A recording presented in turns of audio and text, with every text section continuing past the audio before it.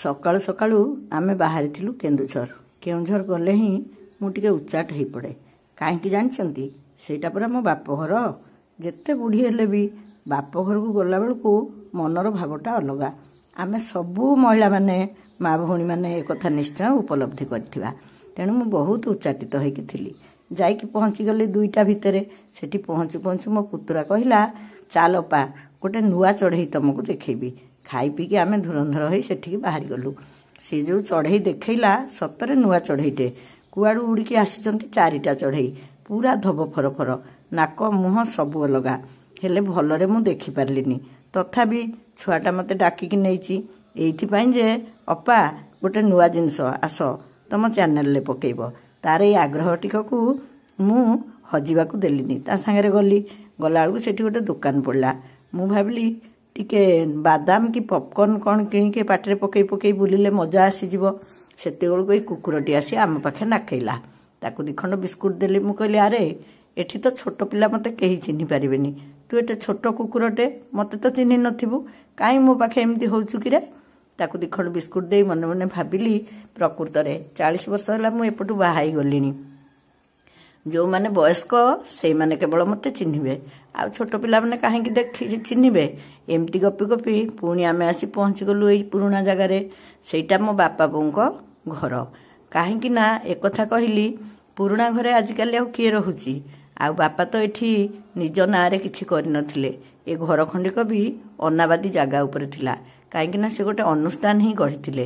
ଘର ଗଢ଼ିବାକୁ ଚାହିଁଥିଲେ ସେ ଜଙ୍ଗଲକୁ କାହିଁକି ଆସିଥାନ୍ତେ?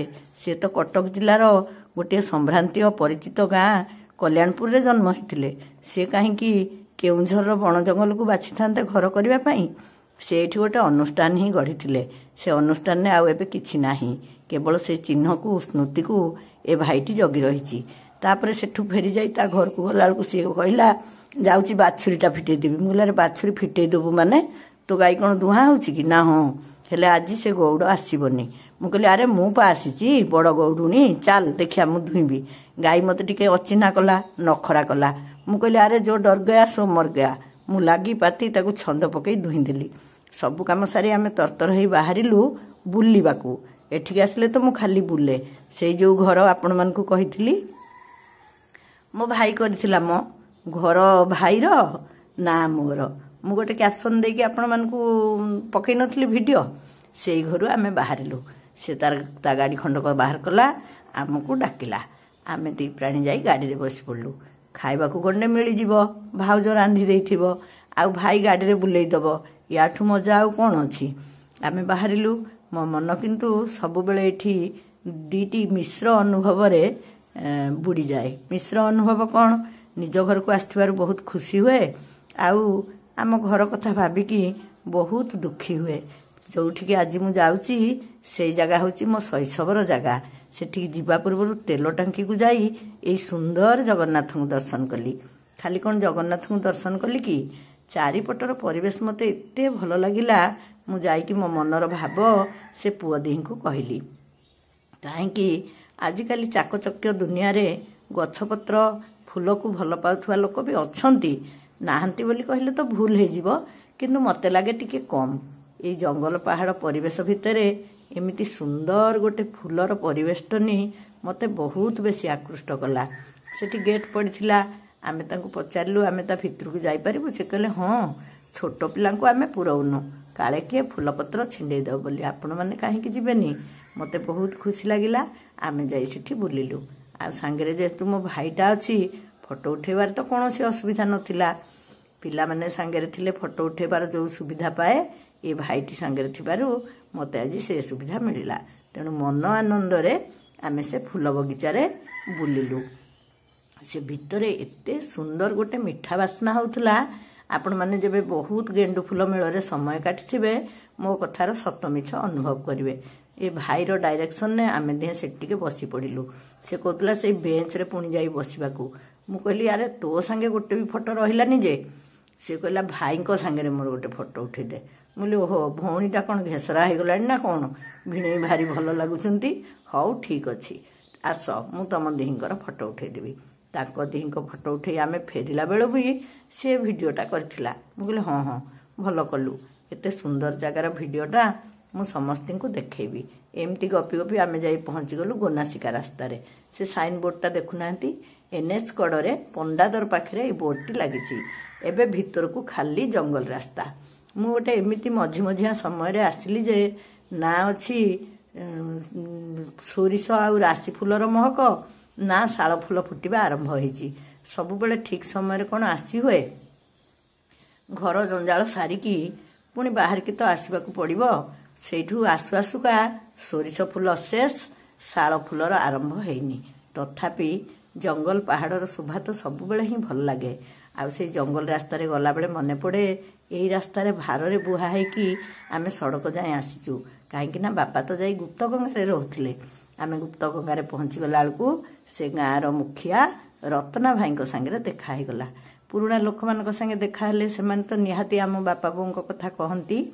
आउ आमर भी सब मन पड़े बापा होउछंती एई जुआंग भाई मानक इतिहासर प्रथम व्यक्तित्व जी कि तांको गाँवर प्रधान पद अलंकृत करथिले सेई प्रधान हिसाब रे अछंती एबे आमर एई रत्ना भाई भी बहुत छोट थिले अवश्य मोठू से बड़ हेबे मोर मन पड़ुची सी आमर कान्हू मौसांक पुतुरा से बापा जिते गाँव में रहिले मोर ये कथा गुड़ा आपण मानक केते दूर भल लगे मु जानिनी किंतु मो पाई तो ये सब एते स्मरणीय मु केमिति कहबी आ मु गोटे बही लिखा चाहूँगी भावुची आपण मानकर स्नेह सदिच्छा और आग्रह रहिले मु से बहीटी निश्चित भाव में लिखिपारि से रत्ना भाई को भी आमर डाकिबार थिला कहीं मु कही मुझे गोटे कम आसी से कम भी मुझे आपण मानक कहबी से बापा जिते एठिक आसिले सेतेबेले कान्हू मेम्बर आ नेफ्रा सरदार थिले तांको सांगरे बापा सया बसी थिले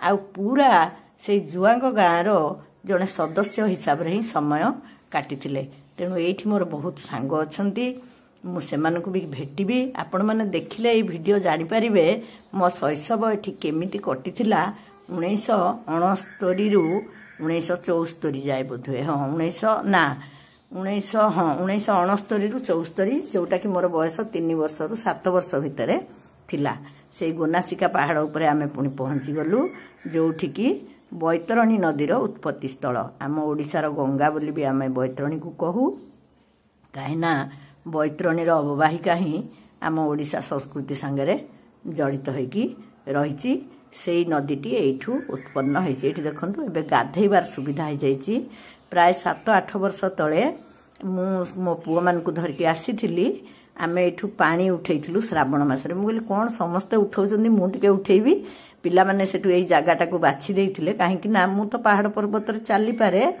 एई जगाटा बहुत निछाटिया थिला सेते बेले एठी बम भले पई भिड़ हो नथिला आमे पूरा जोठी बैतरणी बाहरी चंती सेइठू ही पानी उठेकी नेकी ब्रह्मेश्वर मंदिर रे ढाळिथिलु बैतरणी नदीर कूले कूले बहुत शिव मंदिर गढ़ी उठिची सेई क्रम रे प्रथम शिव मंदिर ब्रह्मेश्वर मंदिर रे आमे पानी ढाळिथिलु हाँ मोर एई साधुंक पाखरे भी टिके काम थिला अवश्य ये कथाटा आपण मानकु जणेबा पई सेते बेसी चाहू नथिले भी केवल तांकर व्यक्तित्व को जणेबा पई मु ए वीडियो रे सेटा शेयर कली से शीत काकर सहीकी संपूर्ण एकुटिया एठी रात्रि यापन करती आम भारतीय जो आध्यात्मिक परंपरा बा आध्यात्मिकता भितर तो मोर ज्ञान मोटे ही नाही तेणु तांको साधना विषय मु केबे भी पचारिबार दुस्साहस करेनी किंतु मु आश्चर्य हुए जे जड़े व्यक्ति यही पहाड़ रे संपूर्ण एकुटिया प्राय 10-15 वर्ष है मुझे देखी आसूची जेहेतु मु शीत दिने आसी मो से भाई तो बारंबार एठिक आसे तांको मु पचारि मुझे से बाबा अच्छा कि नहीं सी हाँ करथिला मु छोट गोटे तांको पई कौन टिके आनिबी भाबिकी टिके घोड़े होगापी से आनी आसलु आमे आउ आमे भी तांको संगे कथबार्ता होइछु गोटे राति तांको सहित रहिबु बोली सेइथि मु तांको सहित टिके निबिड़ हबाकू चेष्टा करे सब बेले आ से भी हमको प्रतिश्रुति देइछंती आमे गोटे राति इठी रहिबु तापर गोटे पिला दिनर कथा मने पड़ी गला एठी देखिले गोटे गुंफा भितर मु पसुची एठिके आसिले मु भाबे सतरे शैशवठू मधुर आउ किछि स्मृति ए संसार रे नाही एठिके बापा घरिका थरे टॉर्च फर्च धरिकी पसिथिले आज मु पसिगली मोर 2 जण सुरक्षाकर्मी माने जीवनर श्रेष्ठ सुरक्षाकर्मी किए स्वामी बापा भाई पुओ ମୁଁ ଏଇଆ ଭାବେ। ସେଥିରୁ 4 ଜଣ, ସେଥିରୁ ଏଠି 2 ଜଣ ଅଛନ୍ତି, ପୁଅ ନାହାନ୍ତି, ପୁଅମାନେ ଘରେ ଅଛନ୍ତି, ବାପା ତ ଚାଲିଗଲେଣି। ଏଠି ମୋର ବଡ଼ ସୁରକ୍ଷା କର୍ମୀ 2 ଜଣ, ମୋର ଏ ଡେଙ୍ଗା ଭାଇ ଆଉ ମୋର ଏ ଭାବପ୍ରବଣ ସ୍ୱାମୀ। ତେଣୁ ମୁଁ ଯେତେବେଳେ ସେ ଗୁମ୍ଫା ଭିତରେ ପଶିଲି, ଇଆଡ଼ୁ ଖାଲି ଗାଳି ବର୍ଷଣ ହେଲା, ଭିତରେ ପଶିକି ମୋତେ ବି ଟିକେ ଡର ମାରିଲା। କିନ୍ତୁ ମୁଁ ବାହାରିକି ତାଙ୍କ ଆଗରେ ଟିକେ ପୁଡ଼ି ମାରିଦେଲି।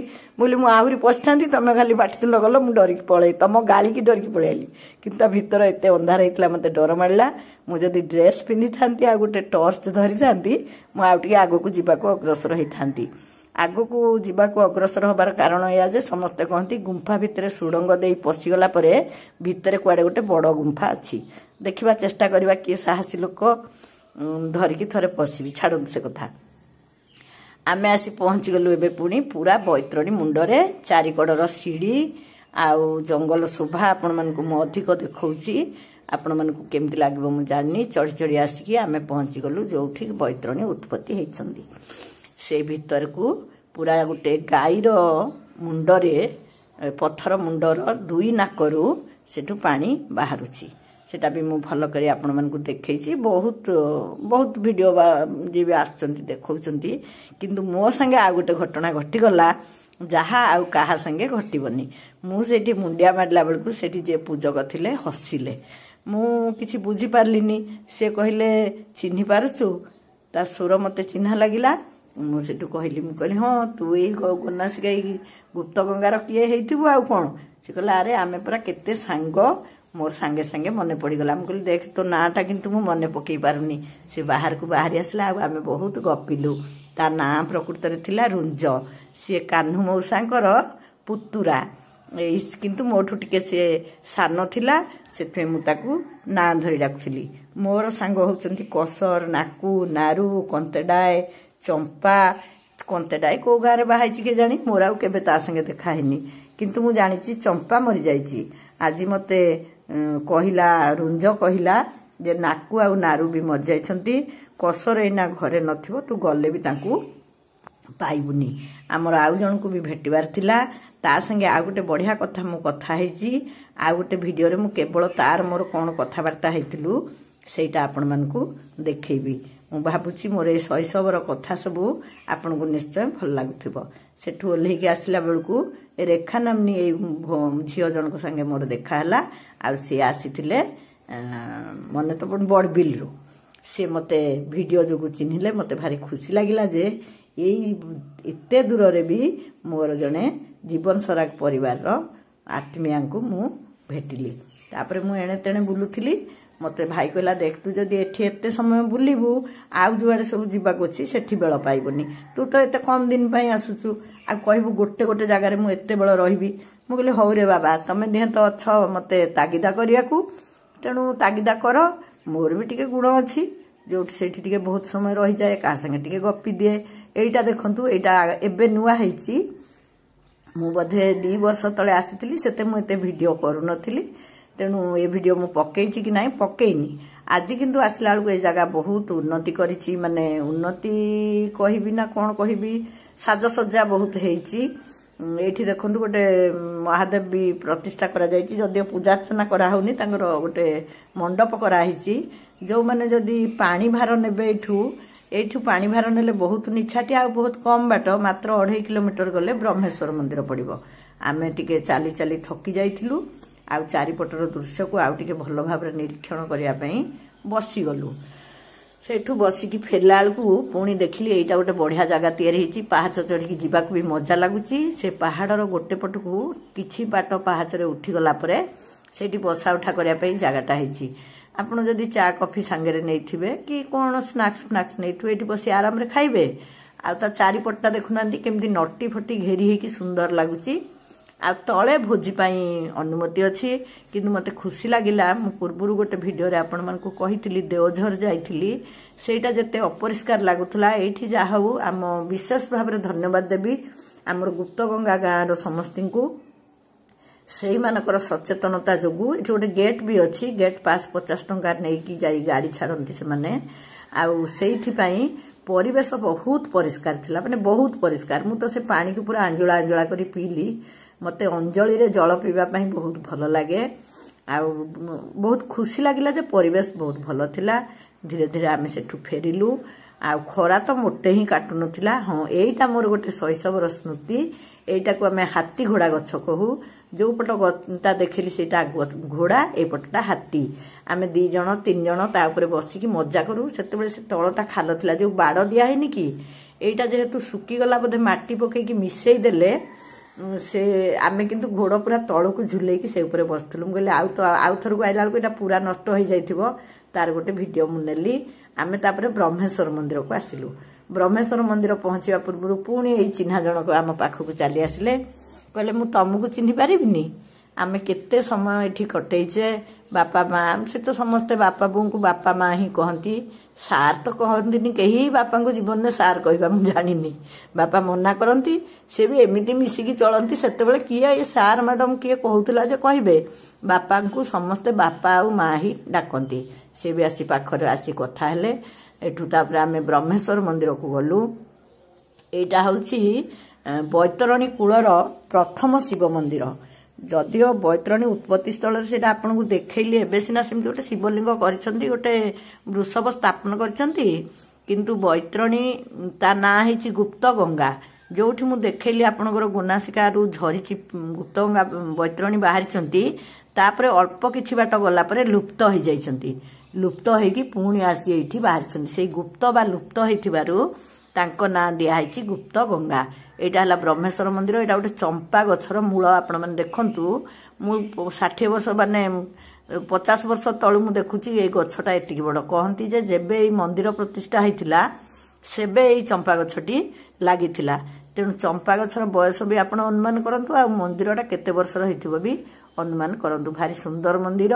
ଆଉ ୟାକୁ କେନ୍ଦୁଝର ରାଜା ହିଁ ପ୍ରତିଷ୍ଠା କରିଥିଲେ। ଆଉ ବହୁ ପୁରାତନ ଆଉ ପ୍ରଥମ ଶିବ ମନ୍ଦିର, ଯିଏକି ବ୍ରହ୍ମେଶ୍ୱର ନାମରେ ନାମିତ ହେଇଛନ୍ତି। ଆଉ ମୁଁ ଯୋଉ କୁଣ୍ଡ ଆଡ଼କୁ ଯାଉଛି ଦେଖନ୍ତୁ, ଏଠି ବାରୁଣୀ ବୁଡ଼ ପଡ଼େ। ସେତେବେଳେ ଏଠି ଗୋଟେ ଯାତ୍ରା ବି ହୁଏ। ଆମେ ଛୁଆବେଳେ ଅନେଇ ବସିଥାଉ କେବେ ବାରୁଣୀ ଯାତ୍ରା ହବ, ଆମେ ଯିବୁ। ବହୁତ ବଡ଼ ଲାଗୁଥିଲା।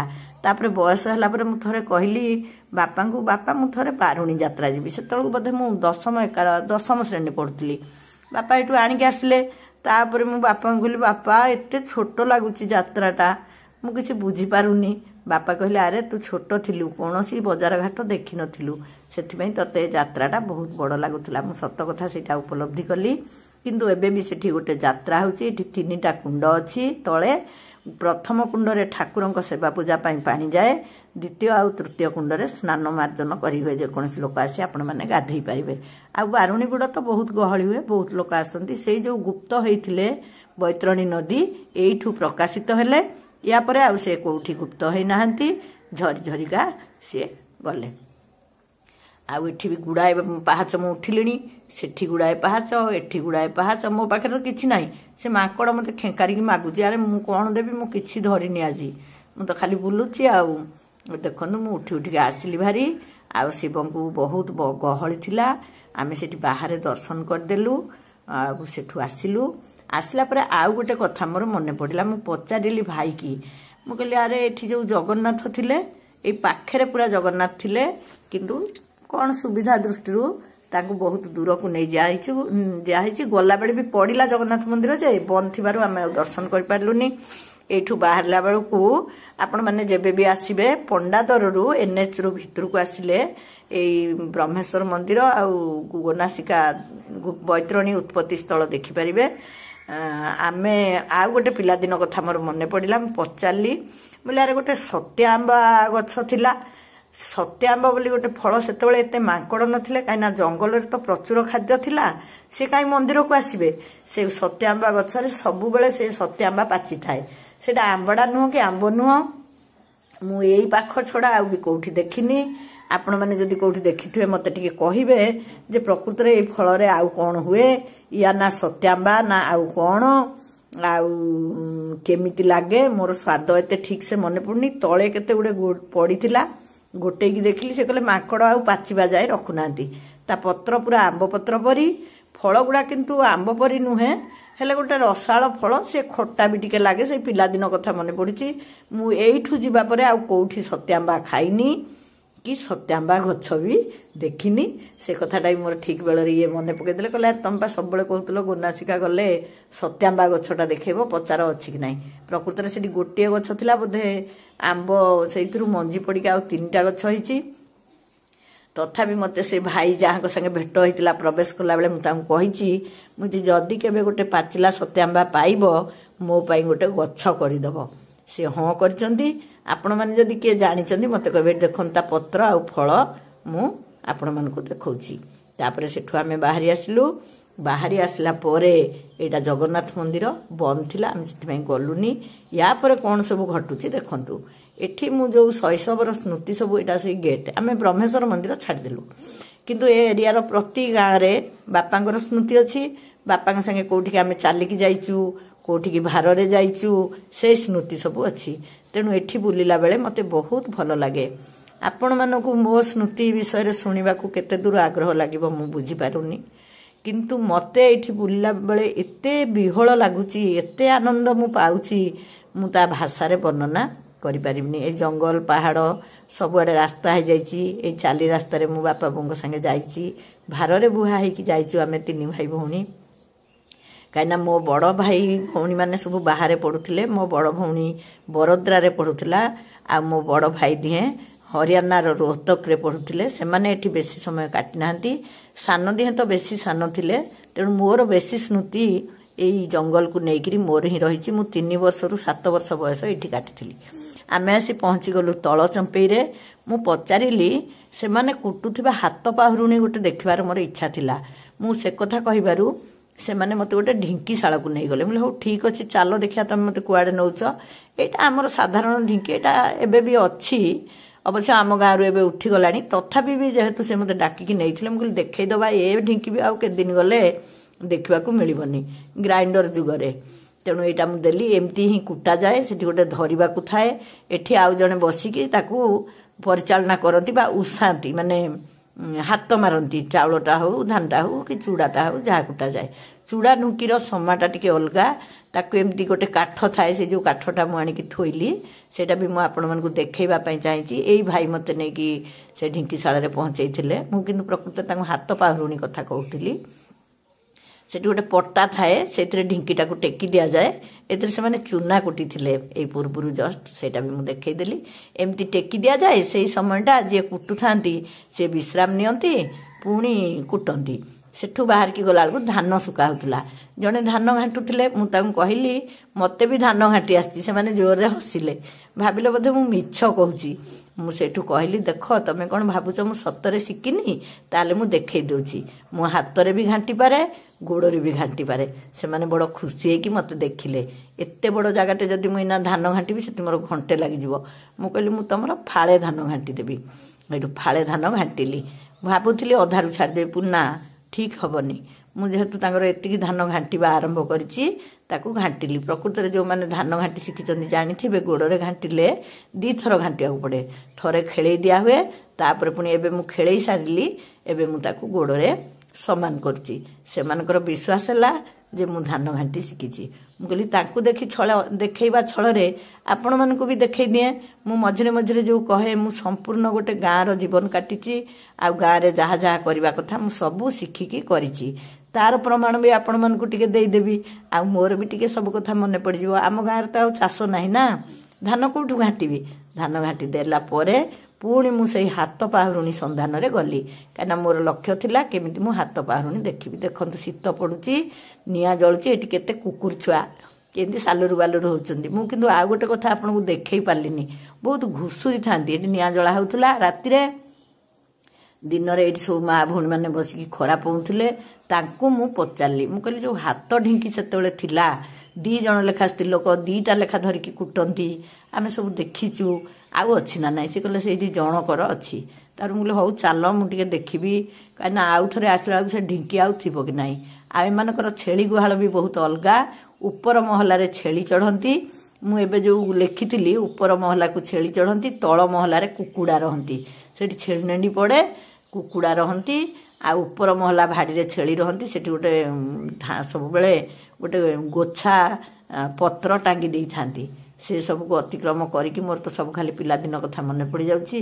मुझे टिके रही रही डेरी करदे से सब कथा भाभी भाभी मत से झील जनक जो डाक ने कहले हाँ आमर गोटे अच्छी जे असना मसना ही पड़ी मुझे चल जा ताक घर भीतर गली सांगे मोर भाईटी थिला बोली मोर फोटो उठार किसी असुविधा होता देखो यहाँ घर सेटा कबाट कण को ही थाए गातटा ना से कबाट कणरू काढ़ एना रुहतु देखा मुझे ही मोर आज लक्ष्य थिला हेठी एई हाथ पाहुरुणीटा को गोड़ लंबेकी सेठी जड़े बसब मोर जहाँ मन पड़ुची मु भी करुची से माने सब खाली हसुचती जे ये कुआड़ू आसला एगुड़ा केमिति जानिला अरे मु पूरा एठी पढ़ी घर अवश्य से गाँव में केते जन वयस्क लोक देखा से बापा को चिन्हले सेटा एमती कुटा हुए से सांगे सांगे चाउल कुटी दियंती आ रोसई करती ता अगरे देखंतु गोटे समा लागिची आउ सेटा हाथटा बेसी एठी रहे मु भूल धरली माने से जो जगहटा चिकोण हेनी कि से जगहटा को धरिकरी एमती कुटा जाए अलिया मलिया पकईचंती आउ थरे केतला घर मुर भी नथिले नले मु सेटा मागी थांती किंतु कहीं नथिले से झील को सेटा मागिबाटा ठीक हबो कि नाही बोली मु मागिलिनी देखंतु आपण एटा होची हाथ पाहुरुणी एटा भी दी जण दीटा धरिकी भी जहाँ घरे जगह थी मझीरे थी दी जण दीटा धरिकी भी सेटा कुटंती मुठू आसिली बाड़ी भारी सुंदर बगीचा होता टे देखीदेलु तापर आम पुणी बाहरी एलु घर को फेरवा उद्देश्य से 1:30 होगला एटू फेरला बेलू भाई कहला ये जड़े माने व्यक्तिगत भाव में कॉफी चाष कर देखीजु मुझे अरे छुआ बेले बापा संगे आसाम जाकि चाहा गछ देखी आ कॉफी गछ तो मो जीवन में देखनी मुझे जीवी एटा देखु गोटे कॉफी गछ ता देहरे छोट छोट ना फलटी मान फली से गुड़ा नाली पड़गले एमती नाली पड़गले से गुड़ा हो गला ताकू तोड़ी दिया जाए से कॉफीटा एते दाम आउ से गछरू एगुड़ाक सब तोलिकी मु तो केबे जानि नथली मु सब बापा कॉफी कहीं एते दाम एगुड़ा हूँ गोलमरीच गछ बड़ बड़ गछरे गोलमरीच मड़ा है गोलमरीच भी भल उत्पादन होची जी थिले आमको कहले आम चली चली से बुलिलु बुलला परे गोटे मेसीन पाखरे एठी देखंतु से मेसीन पाखक मु आसीगलिनी से कॉफीर सब मंजीर चोपा गुड़ाक केवल से छड़े दिया होची एठी गदा है देखंतु कॉफीर चोपा गुड़ाक छड़े दिया ता भितर एड़की टिके म एड़िकी टिके गोटे गोटे बीज बाहरुची ताकू पुणी नहीं कि अन्य आड़े कुआड़े प्रोसेसिंग होची सेई भितर बोधे जो गुड़ा बाहर कालिया कालिया किंतु मंजी फल नाली मंजी धला ता भितर बोधे कालिया कालिया बाहर आई कॉफी गुड़ाक एते दाम मुझे बगीचारे बुलिली देखिलु मन तो भोक टिके हेलानी आ घर को मन डाकिलानी आठू बुलाबुली कर आम घर को फेरिलु मो पिलादिनर स्मृति बहुत आज आपण मानकु कहिकी मते बहुत खुशी लगुच आपण मानकु केमती लागिला केबे आपण माने किए गोनासिका आछंती कि नाही ब्रह्मेश्वर दर्शन करिसंती कि नाही कॉफी गछ देखिसंती कि नाही मोर शैशव कोठी कटिथिला देखिकी आपण मानकु केमती लागिला मते सबु कमेंट करके जणैले मु पुणी मोर ए स्मृति विजड़ित वीडियो आपण मानकु शेयर करबी काना मु एठी 3-4 दिन अछि आ जदी आपण मानकु एटा भलो न लागिला भी मो खुशी पई तो मु निश्चय बुलिबी देखिबी किंतु आपण मानकु जदी भलो न लागिबो आ गोटे गोटे दिनर ब्लॉग मु आउ देबिनी आज मु गोटे जो गुरुत्वपूर्ण काम पई आछि आज होछि सेही दिन मु 2 दिन तळर वीडियो आज डबिंग करूची मु वीडियो भी आज शेयर करी आपण मानको मतामत को अपेक्षा करी रहिली आ जदी भलो लागिबो मु पुणी एठी पहाड़ जंगलर वीडियो आपण मानको शेयर करी सबु आड़े केते बाट फिटी गलानी ए सबु रास्ता रे मो बापांकर पाद चिन्ह निश्चित भाव रही कहीं से चली चली सब बुलूले से सब कथा आलोचना करके आम भाई भौणी भावप्रवण हो पड़ूलु आ मु तो सब बेले चेष्टा करुच्ची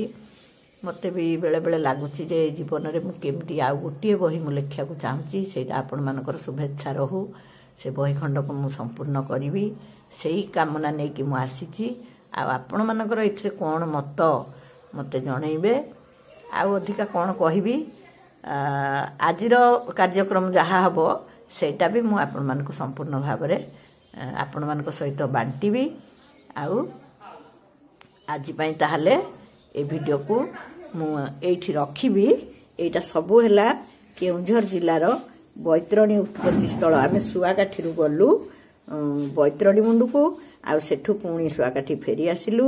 ଏଇ ବାଟର ଦୃଶ୍ୟ ସବୁ ଏଗୁଡ଼ାକ ବହୁତ ପ୍ରାକୃତିକ ଦୃଶ୍ୟ। ଆପଣମାନେ ଯଦି ସୋରିଷ ସମୟରେ ଆସିବେ, ସେଇଟା ବୋଧେ ନଭେମ୍ବର ଡିସେମ୍ବର ମାସ, ମୁଁ ବୁଝିକି ଆଉ ଥରେ ଭିଡ଼ିଓରେ ବି କହିଦେବି। ଆମେ ଘରକୁ ଫେରିଲୁଣି, ନହେଲେ ନାହିଁ ମାର୍ଚ୍ଚ ମାସରେ ଆସିବେ, ଶାଳ ଫୁଲ ଫୁଟିଥିବ ଆଉ ଆପଣଙ୍କୁ ବହୁତ ଭଲ ଲାଗିବ। ମତାମତ ଅପେକ୍ଷାରେ ରହିଲି।